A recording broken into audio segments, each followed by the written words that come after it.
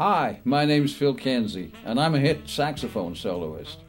I began playing on hit records in 1970 with George Harrison's All Things Must Pass, playing on such tracks as Wah Wah, What Is My Life, and My Sweet Lord.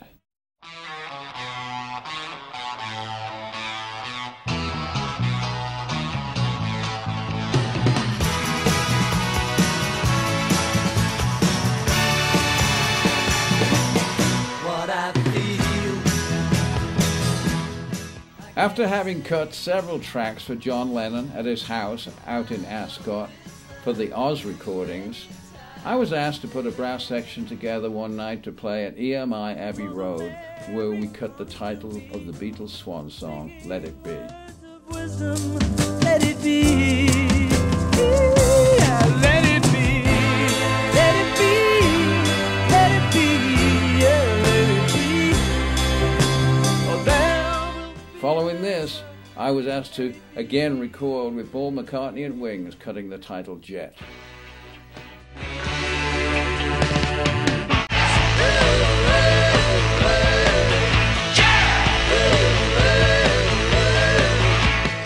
At this time, my notoriety as a sax player in London was growing, and sure enough, a call came through from Tony DeFries, David Bowie's manager, one day, asking me to put a three-piece horn section together to play his new TV pilot, the 1980 Floor Show.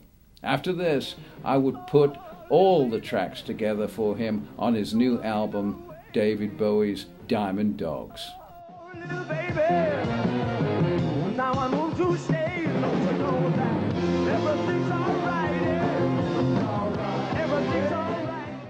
At this point, a friend and actor, Richard O'Brien, who at that time was appearing in the musical Hair in the West End of London, asked me if I would compose and play in his new musical he had written called The Rocky Horror Show.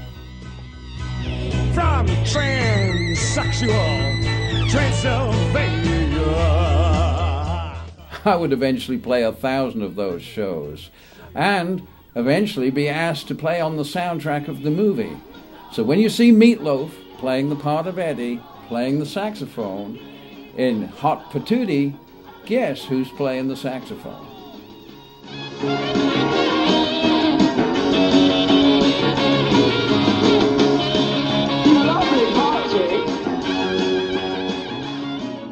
At this point, I would hook up with Tony Meehan, the former drummer for the Shadows, Cliff Richard's backing band, who had now become a producer and was producing Roger Daltrey.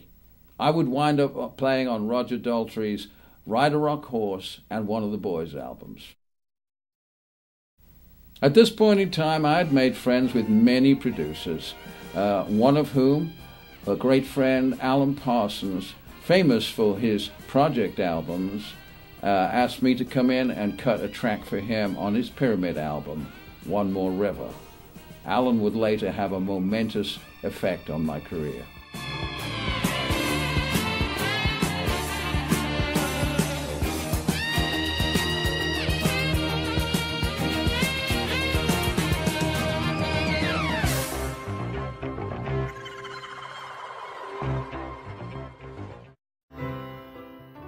One Sunday evening, around 8 o'clock, I got a call from Alan Parsons to come immediately to EMI Abbey Road, a place in which I had been recording for over 6 years, including most of my tracks with the Beatles.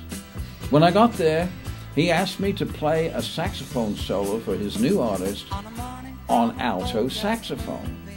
Alto, I thought? Well, yeah, I just happened to have one in the trunk of my car that coincidentally I had borrowed from a friend that afternoon.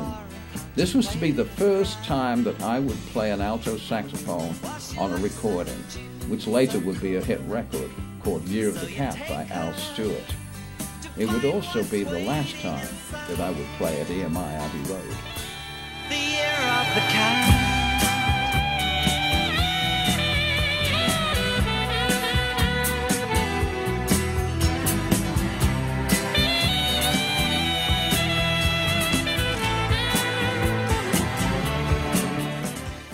Later that year, I would be asked to promote Year of the Cat on a live TV show in England, the Old Grey Whistle Test. We were to have little or no rehearsal, and I basically had to wing it. It had been 3 months and I could barely remember the solo, but we got through it okay.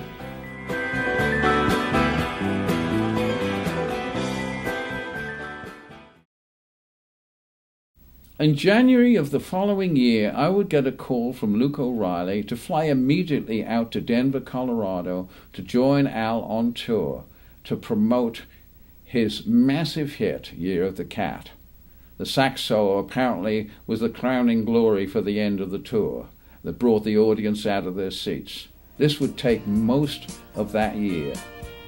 Following this tour, we commenced work on Al's huge follow-up album, Time Passages. This was to be the biggest hit he ever had, on which I played the highest note ever recorded on an alto sax on a hit record, and also had 2 sax solos.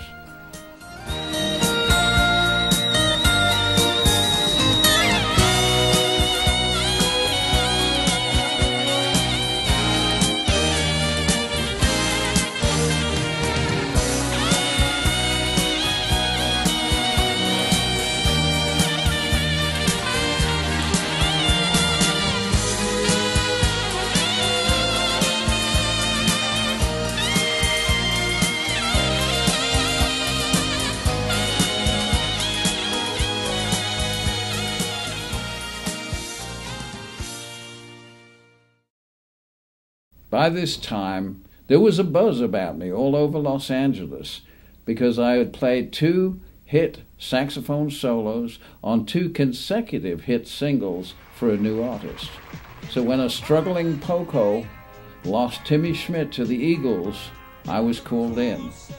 I played a solo on Paul Cotton's Heart of the Night, and they had the biggest platinum album they had ever had.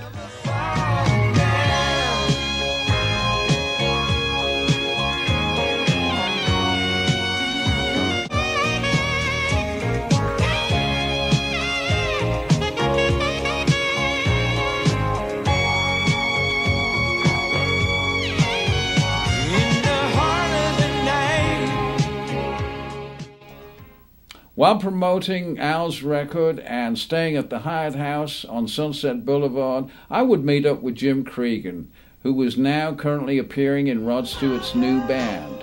He would ask me to come down and play tracks on Rod's new debut solo album, Footloose and Fancy Free.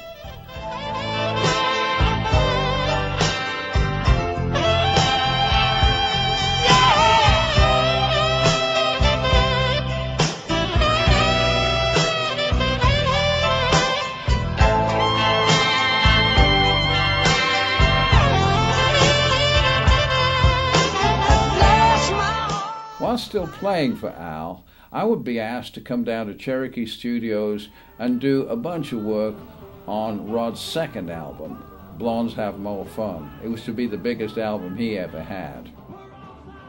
We were promoting Time Passages, and there was to be an electric night at the Roxy on Sunset Boulevard. The electricity you could feel in the air. Why? 1, Al was particularly hot, but 2, Rod Stewart was in the audience to steal me for his band. He took me back to his house in Beverly Hills and we walked the garden where he asked me to join his band. How could I refuse?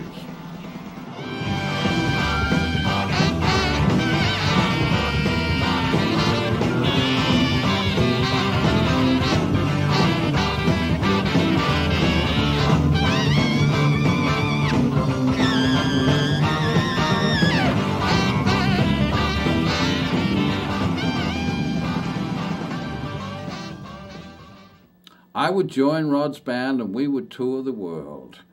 I would eventually appear on about 5 albums for Rod. One of his albums would be #1 single on album in 17 countries worldwide. It was the biggest album he ever had. What could top that? We got our buddy Phil Kenzie back up here with his alto to help us do our tribute to Memphis, Tennessee.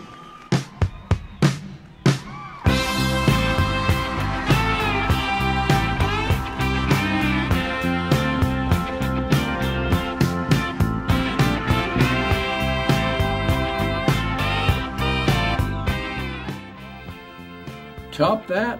How indeed.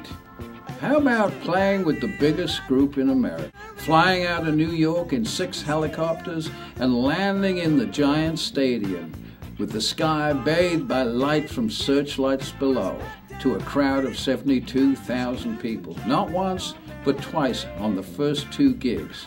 Yes, sir, the Eagles on the Long Run Tour, the biggest group in America. I was to be the only guy ever to have played saxophone with the Beatles and the Eagles, the 2 biggest groups on either side of the Atlantic.